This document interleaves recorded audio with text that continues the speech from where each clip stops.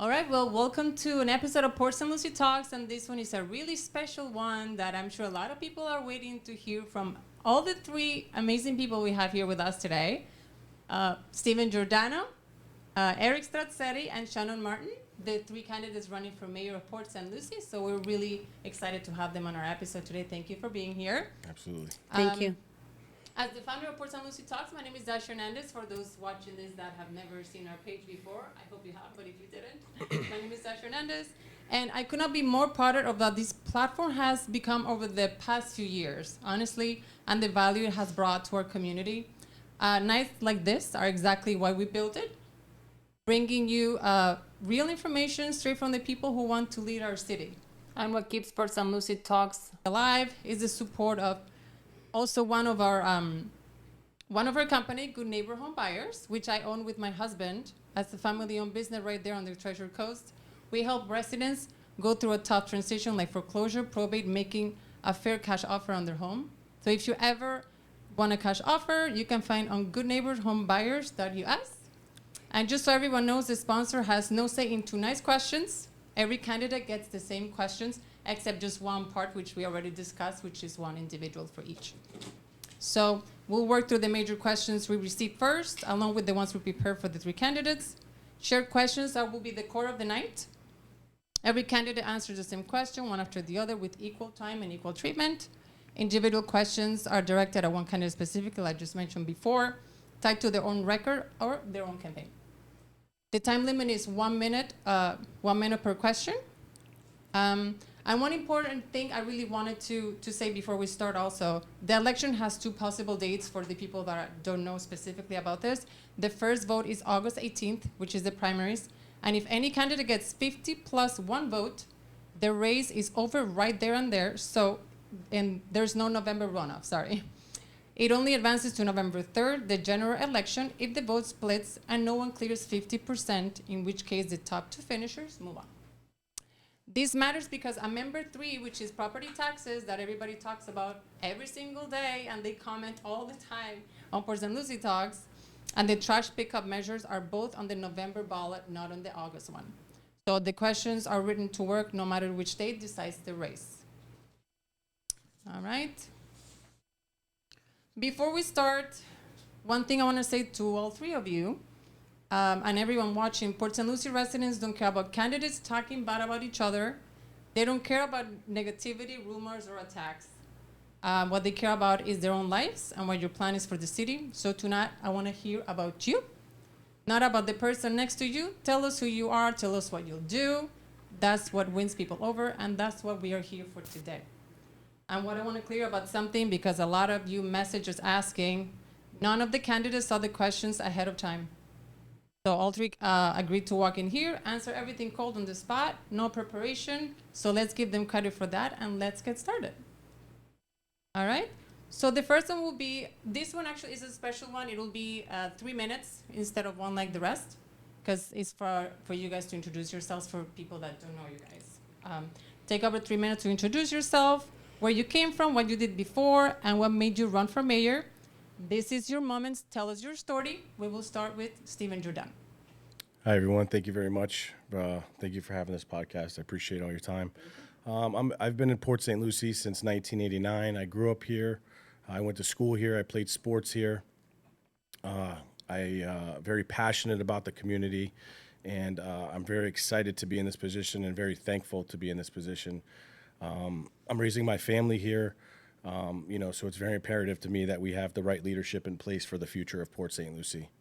And I used to work for St. Lucie County Sheriff's Office from 2005 to 2015, and then I went on to the nuclear power plant, serving very sensitive, safeguarded information here locally as well for about 7 years. And also I'm a local business owner with construction. Okay, wonderful. Well, thank you for sharing that. We'll continue then with Eric Strazzeri. Dash, thank you for having me. My name is Eric Strazzeri. I'm a retired combat veteran. After the 9/11 attacks, it inspired me to go and fight for our rights and our freedoms. And lately, these past few years, it looks like we're losing those rights and those same freedoms that I went to fight for. And so many died to protect. All I hear is politicians utilizing the same rhetoric without providing solutions to the problems. And as soon as they're elected, they quickly forget about all the promises they've made to the people, to the small businesses, the seniors, and the veterans in our community. So that's why I'm running, to be the next mayor of Port St. Lucie. Thank you, Eric. And lastly, Shannon. Thank you so much for having me here today, Dash. I really appreciate it. I'm Shannon Martin. I have proudly served the residents of Port St. Lucie, first in 2010, I was first elected. And then in 2016, I became the vice mayor. I was appointed by the former mayor. And in 2021, he left his post early, the former mayor, and so I ran in a special election for mayor and won, and also ran again in 2022 and won in a supermajority in 2022 for the 4-year term. I have loved serving our residents. I am very, very passionate about our city, making sure that everything we do is very resident-driven here in Port St. Lucie. I've been here for 20 years. I have raised my children here with my husband, who is a lieutenant in our police department. So public service is embedded in my heart and my husband's heart and in our community. And so I want to continue serving our residents because we have gotten so many accomplishments done over the last 4 years, especially. But I want to make sure that we're continuing on a great path in Port St. Lucie, making sure we're servicing our residents, making sure that we're providing all the necessary improvements that we have to provide with infrastructure, our park system, making sure we remain fiscally responsible and secure. And so that is why I'm running, and I want to continue serving our residents the best way I possibly can. Thank you so much for the three of you. So we'll continue. In one sentence, why should a Port St. Lucie resident vote for you and not the person sitting next to you? Now we will not go in the same order. We will switch it up. So we'll start now with Eric. Well, I'm running and because I am the voice of the people. I'm here to enact change and not just say change. I'm tired of everything that's been transpiring. The quality of life is not very well here in Port St. Lucie. Nothing's changed here in 20 years. The infrastructure's outdated. All they've done is continue to build, and the roads haven't kept up. And you know, I really believe that I am the right person for this job because I'm trying to turn Port St. Lucie into a forward-thinking city and stay abreast of all the emerging technologies and embed that. You know, that's part of my policies that I plan, as well as many other things. So that's why I'm running, and you know, that's why they should vote for me, because at the end of the day, I have the best interests at heart for all of the citizens. Thank you, Eric. We'll continue with Shannon. Thank you so much. So I provide the results-driven leadership that is necessary to continue running the city of Port St. Lucie. And it's important to note that we have gotten so many accomplishments done, like I mentioned, from road infrastructure to road improvements to repaving to parks to being fiscally responsible to lowering our debt over $400 million to reducing our tax rate every year for the last 10 years in a row and making sure that we remain very fiscally responsible. And I have that leadership skill and ability to continue making sure that our city is heading in the right direction. Yeah, I'm running for the families of Port St. Lucie. It's very imperative that we have the right leadership moving forward. The current mayor has been in office since 2010. That's 16 years. I think it's time to move on and pass the torch and pass it to somebody who has pretty much self-funded their own campaign for all the right reasons. Nowadays, there's a lot of politicians that are bought and paid for, and the developers are in their pockets, and they do whatever they want to do. And I don't think that's right, and that's not the right leadership moving forward. Steven Giordano is here for the people, and I put people over politics to make sure that the families here in Port St. Lucie excuse me, will receive a better quality of life. You know, a lot of people are hurting nowadays and they need help, and it has not worked for the past 16 years since the mayor's been in office. I'm sorry, but it's the truth. Yeah. Thank you for sharing. Absolutely. We'll continue to the next one. Once a week or twice a week. This has been the topic for a few weeks now, I would say. Residents are voting on garbage pickup this November. Tell us exactly where you stand and who pays for it. We will start this time with Shannon. So the council decided to put the measure on the ballot for the people to decide.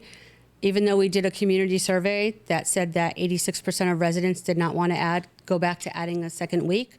But since we did receive more complaints and more questions about it, the council decided to make sure that we are putting it on the ballot. And the residents will decide in November whether we want to go back to twice a week garbage pickup for an extra $131 per year estimated, or if we want to keep the current service that we have. And that's what's going to happen. And if the residents decide to go back to the twice a week service, we will do that. Okay. Very much. Now, Giordano. I disagree with the mayor. I totally think the money of the $24 million that we got back from Waste Pro, that should have got it in a check to the residents, not, a credit. I think that's totally wrong. I think we should leave it up to the residents. What do the residents want? Let them decide on it, and then let's come up with a plan and implement that. What's best for the community? It's up to them. There's a lot of families out there that have 5, 6 people in a home.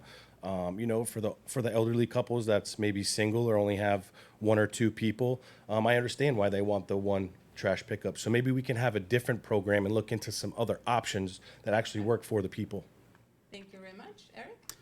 So as you stated, it's going to the voters. The voters, obviously, it's their voice that matters. My biggest thing is I don't understand how we were paying less and getting more, and then now we're paying more and getting less, and it's going to continue to go up every year. And I've been out here, boots on the ground, like I was in Iraq, talking to residents, and, they're tired of the maggots in the trash. And, at the end of the day, it's about them and what they want. I just feel like there should be more transparency, whether that's holding city town halls once a quarter or once a month, so we have open forums with the residents and they can express their opinions, and we work together with the residents to figure out what the best solution is moving forward. All right, thank you so much. This is still kind of about the same topic, but there's a few other things that I wanted to add. That a lot of people don't want just more pickups. They feel the city got a bad deal. One resident did the math and said that we pay 46% more for 52% less service, and that for peers pays less than we do. The city is locked into the current contract until 2029. So 2 parts on this question. Was this a bad deal, do you think? And when it comes up for renewal, would you pick it? Would you put it back out to bid? Negotiate harder, or even bring trash service in-house?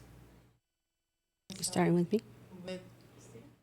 Yeah, that's actually what I'm looking into right now. Again, I think the mayor put us in a bad position, bad contract. I think that we should have done more due diligence, and that's what we're looking into right now. We're looking into other ways. If we can implement having our own, Port St. Lucie can have our own trash company.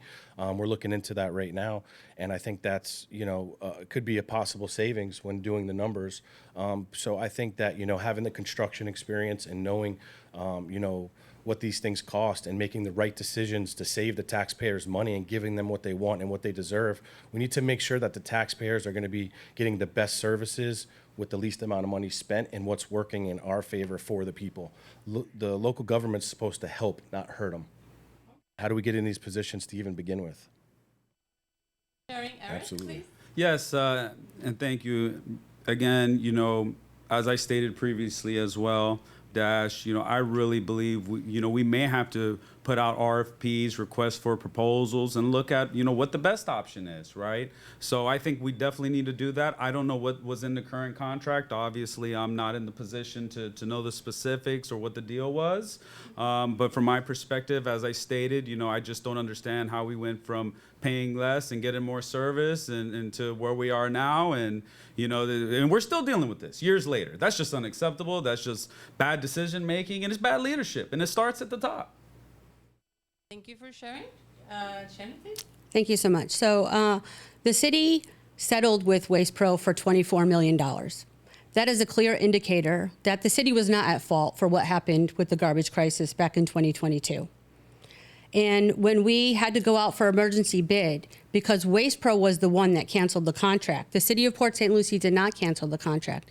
We had 6 months to get a new garbage company in, which usually takes 12 to 18 months process in order to accomplish. And we had a solid waste task force that was made up of residents and people in the solid waste industry alike. And it was their recommendation to go to the service that we have now. There was no way we were going to get the same level of service or even close with a contract that was originally negotiated back in 2019 in 2022 for the same price. And in our form of government, we are a council manager form of government. I have no more power. The mayor's role has no more power than any other council member on the city council. It takes 3 members of city council in order to get something accomplished. And it is the city manager who is the CEO of the organization's role in order to negotiate the contracts, all of contracts in the city. And again, it was based on the recommendations of the Solid Waste Task Force, going out into the industry and seeing what was possible for the future of Port St. Lucie in terms of garbage collection. And in 2029, the city in Port St. Lucie will be going back out to RFP for trash collection because that is what's required. Okay. All right. Thank you for sharing. Everything costs more right now. As mayor, what is the one thing that you would do to put money back in a resident's pocket? And I'm sure a lot of people are excited about this one. We will start with first last time. Okay, so Eric, sorry. So can you repeat the question again? So as the mayor, Yeah. okay, So everything costs more right now. We absolutely. hear it all the time, Sure. taxes, etc. So as mayor, what is the one thing you would do to put money back in a resident's pocket? So, you know, as the mayor said, we are in a council manager system here. That is outdated. That started in 1961, I believe, if I'm not mistaken, when there was 300 people in the city of Port St. Lucie. We're approaching almost 300,000. Residents here in Port St. Lucie. I really believe we need to move towards a strong mayor system, just like most cities of our sizes are, with the addition of a chief administrative officer. But specifically to answer your question regarding how to put money back into the residents' pockets is I'm going to be obviously fiscally responsible. I want to go through the books, see where we're spending money. I feel like we're spending a lot of wasteful money. Maintaining the roads. We put mulch in the median.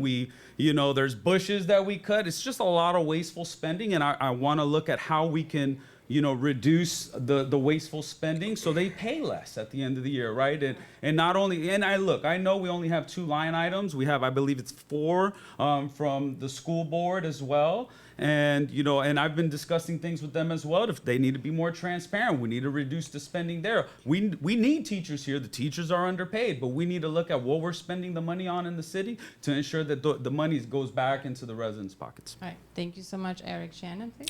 So one of the things that we are doing to put money back into residents' pocket is the $24 million settlement. We are putting it back on as a tax credit, similarly to what we did a few years ago in 2022 when we gave the residents a $36 credit, and because the way that you pay that your solid waste assessment is on the tax bill.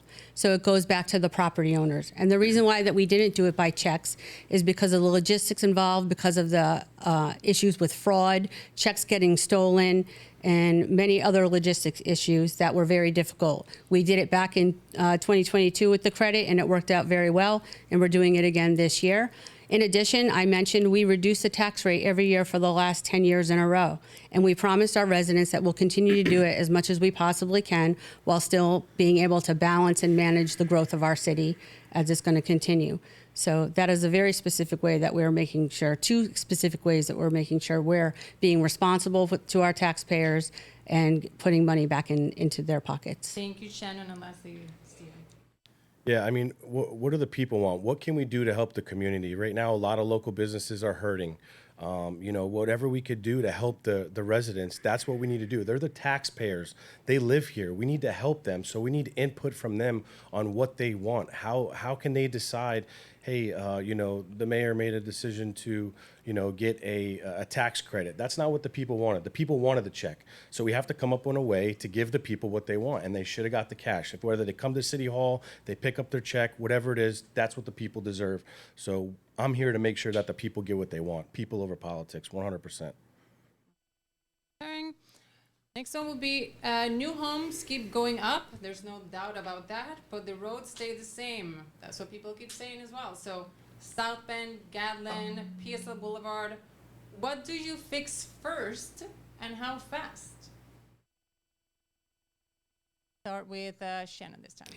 So we have over 90 infrastructure projects that are currently in process, either from a determination of need all the way to a construction level.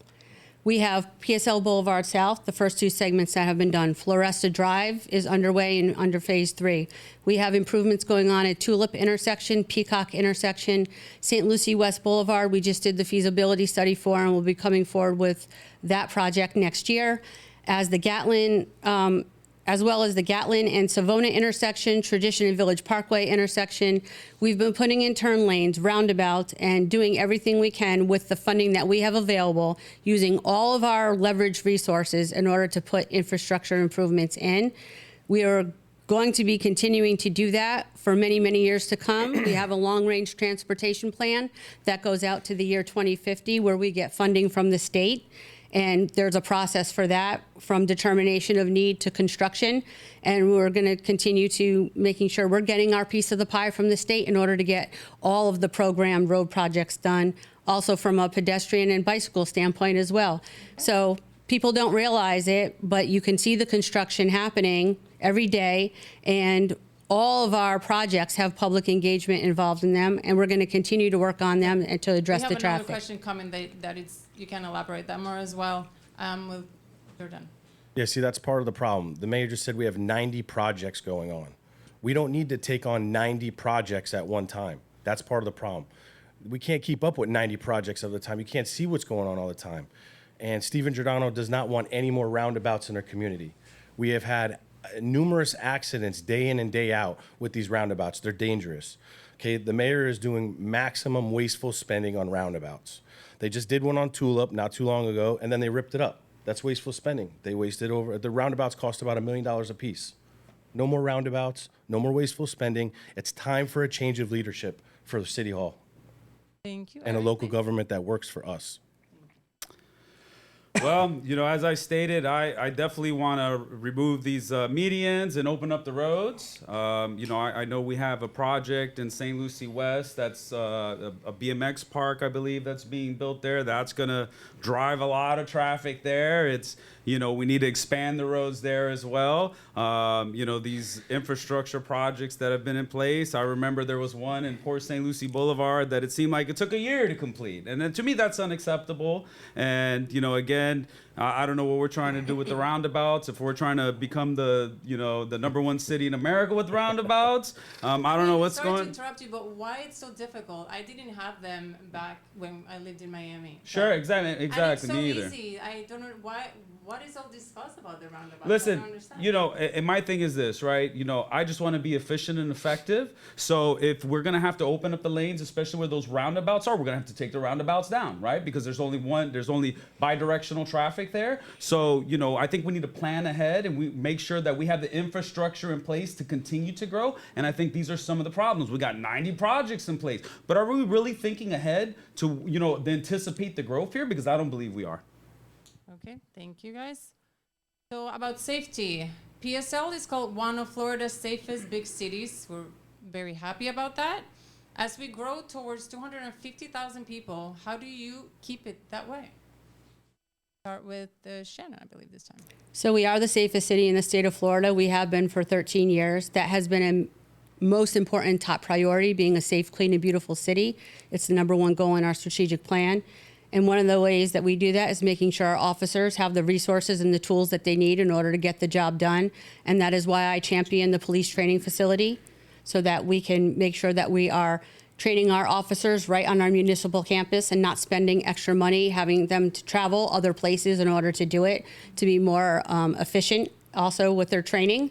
And again, our Drone as a First Responder program has been very successful, utilizing technology everywhere we can in order to make sure that our officers are safe and our residents are safe. We reduce our response times, and because our call volumes are going to continue to increase as we continue to grow as an organization. So public safety, giving our police department the tools and resources they need, is always going to be a top priority. Right. And making sure also we're recruiting and retaining our officers as well. And we have a great program now where we have our own police academy, and we graduated our 3rd police academy class, and we'll hopefully be starting up another one in the fall. And again, it's our top priority here. All right, thank you so much, Stephen. Can you repeat the question, please? Yes. we are one of the safest, Florida's safest big cities. So as we grow towards 250,000 people, how do you keep it that way? How do we keep it that way? Well, obviously, safety of our community is our number one priority. I have a law enforcement background. I'm a dual certified officer with the San Luis County Sheriff's Department. So I think working hand in hand with the chief of police, making sure that, we're doing what we're supposed to be doing and implementing safe and effective ways to fight crime. We can do it on a cheaper level. Now they're using drones. There's a lot of different ways that we can do it, and that's what we need to do is just make sure that we're having those conversations, going to briefings, going above and beyond just being a mayor, but staying in tune with law enforcement and find out what are the statistics. Why do we have so many crimes happening in this specific area or the other area? Let's work together and make sure that we're implementing the bad guys going to jail, because we're not gonna have any crime that is underneath my watch. We need to crack down on these people because there's speed racers. Traffic is out of control. We've had 9,500 car crashes since the second quarter of 2024 going into 2025, and crime's getting out of control. We have a lot of people moving up from down south. The youth is they're getting restless. They don't know what to do. There's no youth programs here. They're hanging out at Wawa, at gas stations, and then they see an opportunity, they do it. Now we got to waste resources because the youth don't have anything to do. So we need youth programs for the kids. Okay, thank you for sharing, Eric. Well, we're about, I believe, 268,000. I know you mentioned 250, but I think we're about 268,000 right now in Port St. Lucie. Yes, so 268,000. For me, I just feel like right now, as Steven mentioned, there are speed racers, but what both candidates failed to mention as well is for me, it's more of the police being proactive in the neighborhoods and the communities, getting to know these kids and what's going on, and just being more accessible. Like I said, leadership starts at the top, and that's the same with the police, and we have to hold everyone accountable, right?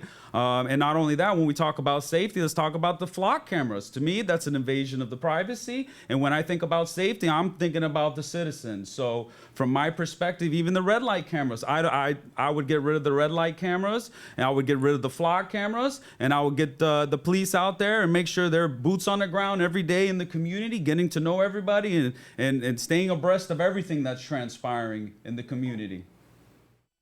Thank you for sharing, Eric.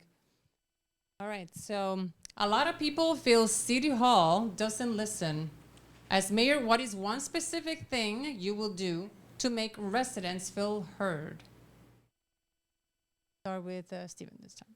Well, I won't put a soccer stadium here, that's for sure, without asking the community if they want it. That's not how we do business in Port St. Lucie. You don't put a soccer stadium here and just put it there and say, oh, here you go, here's a $27.5 million tax bill. But the question really was, what is one specific thing you will do to make residents feel heard? Make Not sure that things that have been done already. We're going to have more people coming up to City Hall, and I want their voices to be heard, and I want to know what it is they want, because at the end of the day, I work from them. I want to make sure that the local government is working in their favor, not our favor, and that's how I feel it's been for a long time now, and that's why I'm running for mayor, because I don't want a local government that's working against us and they're doing whatever they want to do with developers and building. And, and also I agree with Eric before. I would like to get rid of the flock cameras and the red light cameras as well. That's agreed. We've seen a lot of comments about that, people asking about the flock cameras. We don't need our own community spying on us. Eric? So one of my big initiatives is to, again, as I stated previously, is the town halls. And not only town halls, my plan is, on the city's website, have a feedback button so the city, the residents have a voice, right? So number one is, I'm going to be reviewing that and ensure all the councilmen and women that are responsible for their specific districts are aware of what's transpiring. We have to open the flow of information, and that's big in communication. And just there's no transparency right now with any decisions in City Hall. So I'm gonna, those are some of those big initiatives that I want to do is the town halls, whether that's quarterly or monthly, because I don't want to sit here and pack, City Hall and just have meeting after meeting after meeting, and then people come in for 3 minutes and they complain, and then it's a next and there's a vote. That's unacceptable. It's not effective, and that's exactly why I want to start doing town halls with everyone. Okay, thank you. Shannon, please. So as I mentioned, public engagement is something that has been a top priority for me, very important. And I'm actually doing that work.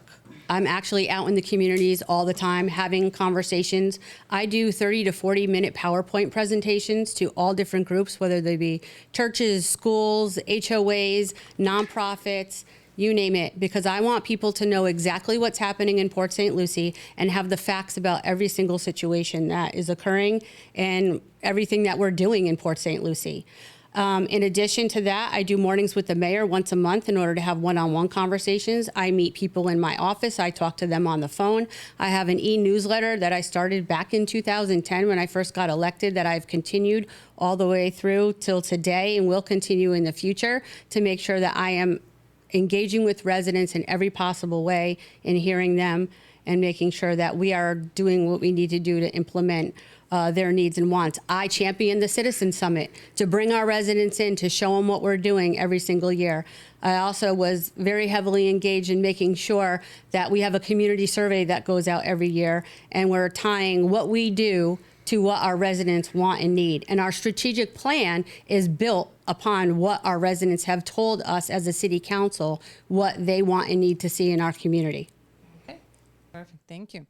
So think about it's 4 years from now. What's the one thing you promise voters will be different about Port St. Lucie because you were mayor? You can think about it for a second. I believe it's Shannon's turn this time. So there's never one thing. There's always more than one thing. And it's making sure we remain the safest city in the state of Florida, making sure that we have our roads being worked on and addressed, and making sure we're addressing traffic congestion, making sure we're providing great quality parks and being very fiscally responsible and have the lowest millage rate that we possibly can while still being able to serve our citizens. But is there one thing, sorry to interrupt you, is there like one thing that you like see all the time that maybe people are like pointing at something that is like there like all the time? Sure. The biggest thing right now, of course, is traffic and infrastructure and making congestion and making sure that we're addressing those needs. And we absolutely are. And when we talk about having 90 infrastructure projects, the planning does go out to the year 2050. We are always planning. We have to continue planning as a city to make sure that we are getting things done. You cannot just work on one project and get that done and not have anything else in progress. Our city and our residents demand more. Our city is 121 square miles. We have to make sure we're meeting the needs of the entire community, and making sure we're addressing traffic and infrastructure issues is the most important thing. Okay. Steven, please. Well, there's so many traffic issues. It's not working, whatever she's talking about. I think if I could think of one thing, I want to leave that up to the community. What do they want? What is it that we can do all together as a community to work together to accomplish that goal together? I want to leave it up to the people. What do they want? What do they decide? They're the taxpayers. I work for them. That's my mindset. So whatever they want to do is what I want to do. I work for them. I want to reestablish a local government that works for the people, not ourselves. Okay, Eric. So yes, infrastructure, that's big on my agenda, and that's the traffic management, the drainage systems here, they're horrible. It floods. I just drove by, a parking lot was flooded, and the technology infrastructure, right? So again, like I said, I'm trying to put us into a forward-thinking Port St. Lucie, and quality of life. There's nothing to do here for the kids. We have the Mid-Florida Civic Center here. We could be bringing comedians. We can bring a lot of different musicians here. I want to attract bigger businesses here so we can bring more jobs here, whether that's, larger technology corporations, better restaurants, Fogo de Chao, just things for people to go and do, because the reality is in 20 years, nothing has changed here. Everybody takes their money to West Palm Beach, and I want to bring the money back here into the local economy, especially the small businesses. Thank you. All right. The tax amendment. So this November, like I said before, Florida votes on Amendment 3. So they plan to eliminate homeowner property taxes, and if it passes, Port St. Lucie could lose a big chunk of the money that pays for police, roads, and parks.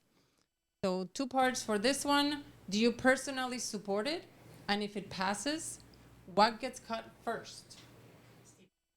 Absolutely. I definitely support the tax cut.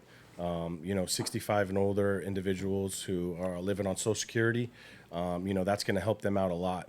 They're living very, probably tight on their means. So, check the check is very tight. So I think that's going to help them. And then what we're going to do is we're going to go by line items to see what we could do to alleviate some of that stress. We got to deep dive into the budget to see where's all the wasteful spending going. We got all these projects going on. We might have to stop one. We don't know what's going on, and we have to figure out how to fix that. So I think once we get in there, cutting wasteful spending is obviously going to be part of the biggest part. We have a lot of vehicles. We might have to cut back on vehicles as well. Okay, thank you, Eric. Well, the biggest issue I see with the proposed property tax amendment is there's no real solution to that. It's a good idea in theory, but the reality is you're going to have to increase sales tax. So that means that we'll be paying more every day. They're going to increase fees. So it's really going to hit the lower and the middle class. So at its current state, I'm not supportive of it. There's nobody that wants to own their home outright more than me, but the reality is they're still going to collect taxes for the schools. So in its current form, no. Now, if they had a plan, an idea, said, hey, half of the United States has legalized marijuana, so we're going to take that tax money and replace it. Hey, that's a good idea. Maybe I'd be supportive of that. However, in its current form, the way it is, I'm not supportive of that because we're going to feel that every single day for everything we buy, and the fees are going to, that's just what it is. Thank you. So with regard to the tax reform, I fully support tax reform. I think that the legislature could have done some other things with regard to tax reform to make things a lot more equitable for people. I think the legislature should have also addressed how properties are valued across the board, because there is no standardization amongst the 67 counties of how properties are valued.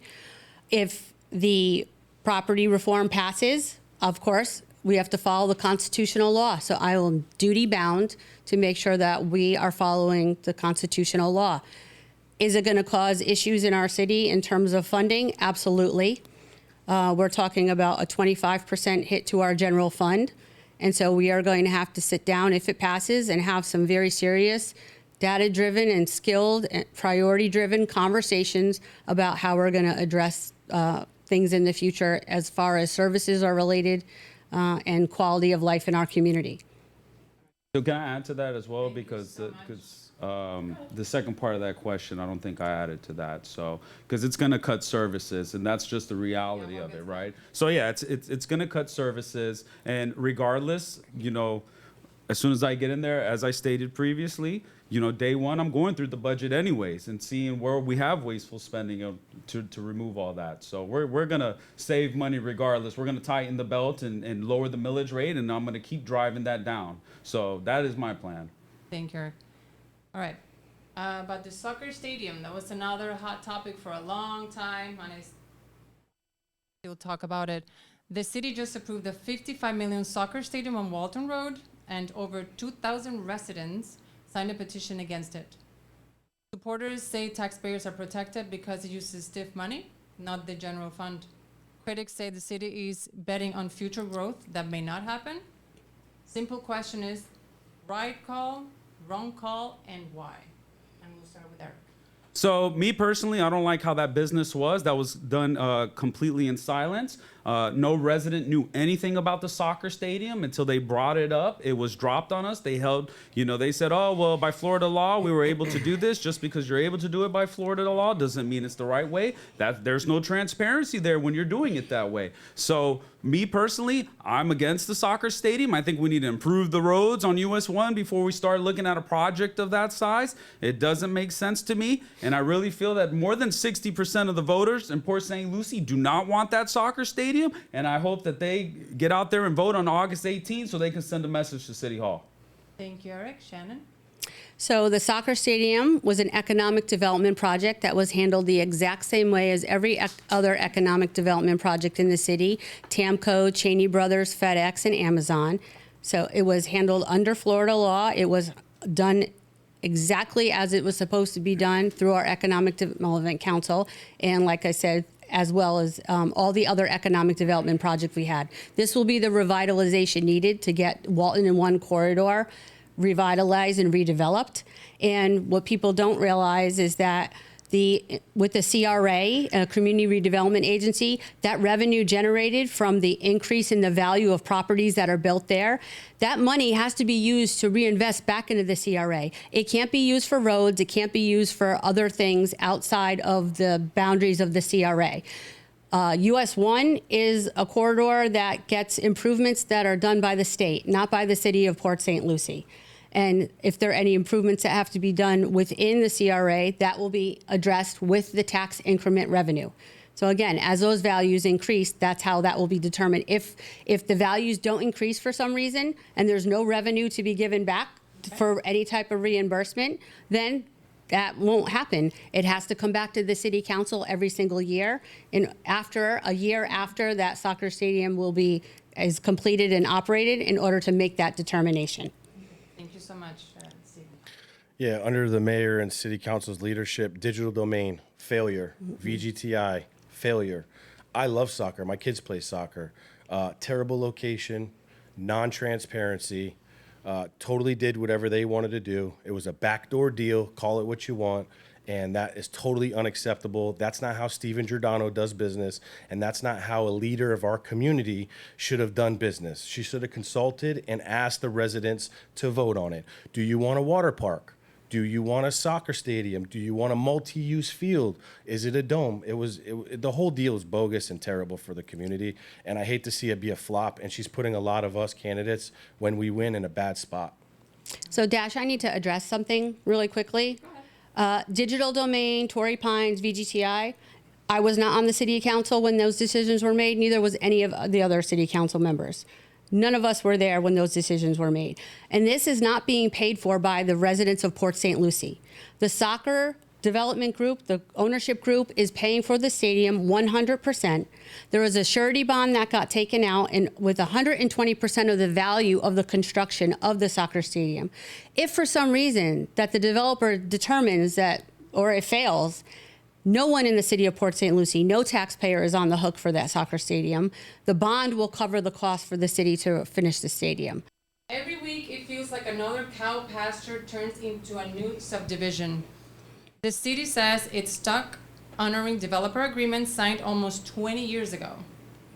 Where do you draw the line? When do you tell a developer no? Even if it costs the city jobs or tax money? Eric. Again, this is all about smart investments, and we're going to continue to grow. We're at 268,000 or so right now. I'm sure we're going to be approaching 300,000 very soon. We'll continue. They've been annexing land. I'm sure that'll continue to happen. I definitely want to protect the environment and the sensitive areas, but we will grow. And I have no issues telling a developer no.